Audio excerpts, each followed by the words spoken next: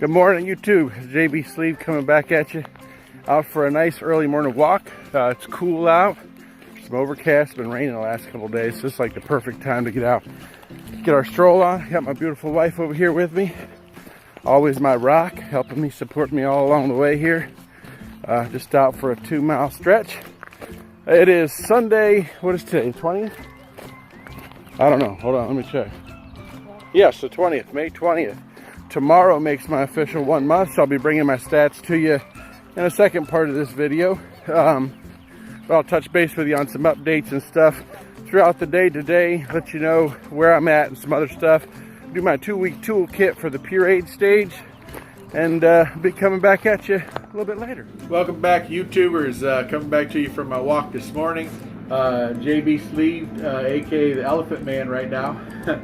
Many of you sleevers and bypass people are going to know exactly what this is without me saying anything. But for those that don't, this is the headgear and mask and hose that hooks up into this little bad boy, which I have packed up. Why have I packed it up? Because I no longer need this thing strapped to my head to sleep. So in the first part of this video, I'm going to go through my NSVs, or as we know, non-scale victories, the non-weight related victories. So number one on that list for me is getting rid of this thing. Was it great? Was it valuable? Absolutely, because I could not sleep without it when I was heavy. You know, I was fat through here and everything else. My airways would close off and I could not breathe.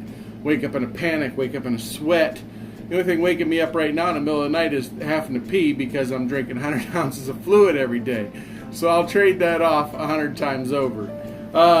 Non-scale victories. I have to go buy a new belt. Either that or I got to keep punching holes in the ones I've got. I was all the way out to the end hole in my belt, and as you guys can see now, I am completely out of holes. I got to start punching holes in this one in order to start maintaining my pants, because if I take my belt off, guess what?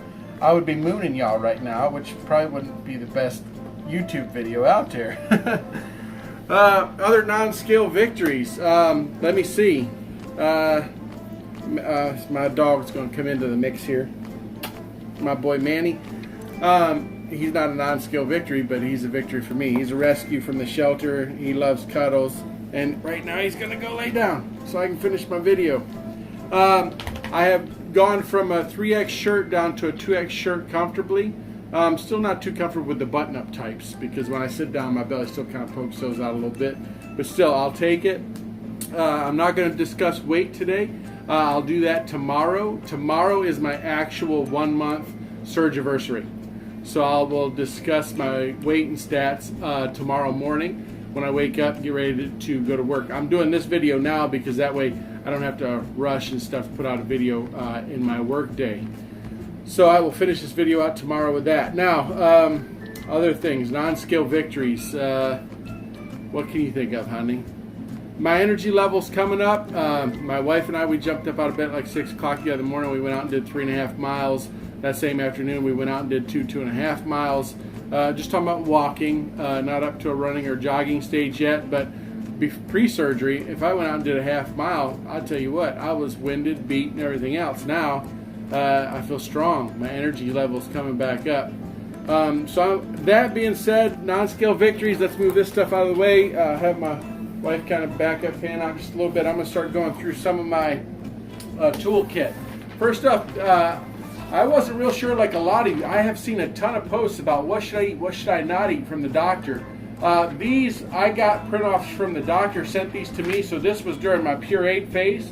And this is a total list of what to do and what not to do.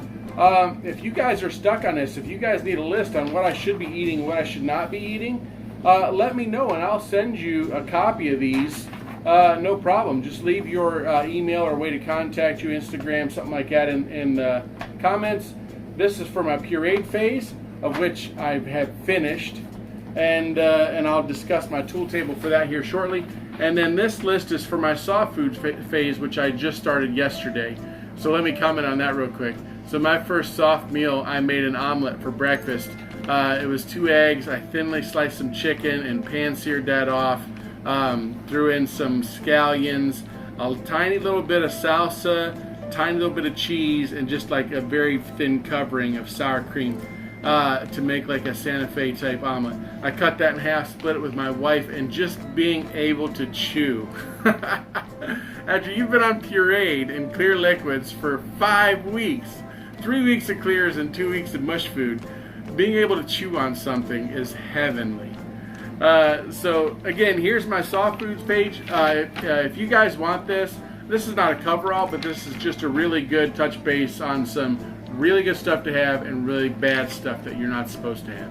I've seen plenty of people talking about the stuff they're eating on soft food phase, and a lot of that's in my no-go category. So I don't know, it might be different from doctor to doctor, patient to patient.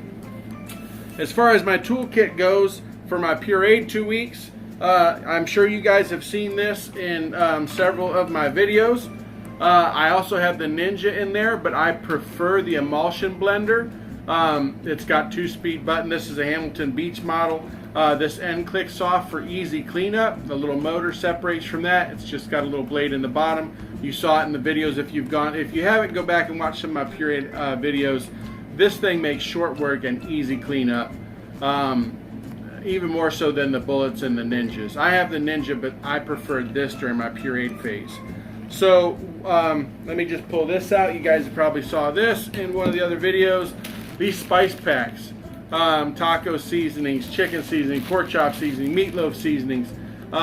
These were fantastic during the pureed phase because you could just do any kind of ground meat, throw this spice blend in there with a couple other ingredients. You probably saw in a few of the videos that I did, and make a quick and easy puree. Tuna fish was a lifesaver. It was a quick and easy no-cook recipe. Get yourself some good spices. You don't have to go flavorless. You don't have to eat baby food. Speaking of baby food, I did have a couple cups of the baby food in reserve. Ended up eating one of them, and I'm glad I didn't have to do it again. I even salt and peppered and put a little thyme spice in there to try to make it a little better. Didn't work out too good, but it gave me a meal anyway. So spice packs, do's and don'ts sheets, emulsion blender. This probably should have been in my first tool table video. This is a bariatric belt. This was actually very useful in the beginning, and I'll just show you real quick how this thing works. I put on a t-shirt underneath whatever like I was wearing, and if you don't have one of these, especially in the first couple of weeks, these are fantastic. Kind of just holds everything in place so that everything's not pulling and tugging. That clicks. This goes around. You can see there's a couple different straps, and then this one comes around, and just across those scar areas and stuff like that, I found like initially when I was sleeping, I'd put this on and I could lay on my side a lot better. Riding in the vehicles around here, especially West Virginia's pothole central. So when you were hitting those bumps and stuff that first couple of weeks, it was kind of jarring. This would help kind of hold everything in place. So this probably should have been in my last tool video, but I just wanted to show this to you guys now. Get one of these if you can. Have the doctor send you home with one, or go to like a DME, a durable medical equipment place near you, and pick one up. I think this one was like 30 or 40 bucks at the thing without the insurance covering it. This one probably could have been in the last video as well, but is also in this video, and that's a heating pad. You guys have heard me say this in a couple of my videos. You're going to get cold, and it comes in waves now. It used to be I was cold all the time, but now I'll get like sudden coldness or whatever. Throw this down on my feet, throw it on my back, just to warm myself back up for a little bit, you know, when I'm going to lay down at night till them covers are enough to, you know, conserve the body heat. Get yourself a heating pad. These aren't that expensive. You can get one for like 10 bucks at Walmart or something like that, but invaluable because you're going to get cold, I'm telling you. The other part of my toolkit is just a little mini lunch bag. Like we had a memorial service down at the church the other day, and I just started soft foods, but I didn't know if there was going to be anything there that I could eat. So I grabbed my little lunch bag, which has a little pocket on the bottom. I keep all my prescriptions and vitamins and stuff like that in the bottom, and I can throw a cold drink, one of my Premier Proteins in the top, and just tug this along with me. It's funny because, you know, when I have my doctor's appointments and stuff like that, you don't know if you're going to be sitting there for 20 minutes or you know, 5 hours. So the nurses get a kick out of me walking in there with my little green bag. They get a chuckle out of that. But get yourself a little lunch bag. keeps, you know, something in reserve, because there's going to be those days where you're not going to have a schedule, you're not going to be on schedule, and you're going to still need to get your vitamins, your proteins, and stuff like that in through the day. Last but not least, this one might be a little TMI, but let me tell you what, honey, I'm going to reveal this one, and then you probably have to stand up to do this one. Some of you may know what this is, some of you may not. This is hilarious. My daughter actually got this for me kind of as a gag gift for Christmas. It's called the Squatty Potty.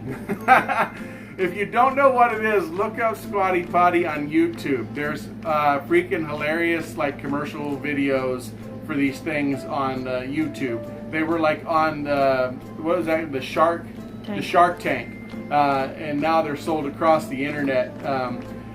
This thing, well, here, let me just push this table back.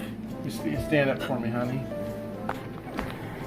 And I'm going to show you what this thing does. When you're sitting on the pot, your feet are kind of down, and you'll have to watch the video so you see what I'm talking about. It's a lot more hilarious then. But as we know, as we get into the pureed and the soft phase food and stuff, again here, TMI warning, your poop tends to not want to come out like it should, all right? This thing I have found, as long as I keep my liquids up, and this thing, you put your feet up on this thing. Now obviously this chair sets a little bit lower than my potty does, so I'm up a little bit higher. Maybe if I sit up here on the coffee table. I know I got my wife juggling all around here. This is a little better. So you sit there and your legs come up, and for whatever reason, I don't know the science behind it, watch the commercial, you'll see having your legs hiked up like this kind of like folds it up where it's like your business just kind of comes out. It shows like unicorn poop in an ice cream cone. But it works. That's the whole thing. It works. So if you're feeling constipated, if it's been a few days since you've had your number 2, your time to go, this thing isn't that expensive. I forget, my daughter said it wasn't that bad. Like I said, she got it for me as a gag gift for Christmas, but now it's in my toolkit because nobody wants to deal with constipation. Nobody wants to deal with not being able to go. Trust me, I know before surgery, I was going like 6 times a day like a goose, and it was loose as a goose. Now, I know my wife's trying to keep from giggling, but I told you I'm going to come give it to you all real, give it to you raw, tell you how it is, so that you guys know what to expect and how to expect it. You're going to get constipated. I haven't got it to the point where it's been painful or whatever else, but it has been not as frequent. This will help you. That's going to wrap up my tool table for right now, guys. Invest in this kind of stuff. Make your life comfortable. Do not make this process difficult. Again, I will probably touch base back tomorrow morning when I do my official 1-week Surgiversary weigh-in and give you my stats then. So I'm going to close off for now, but I'll be back tomorrow with my stats.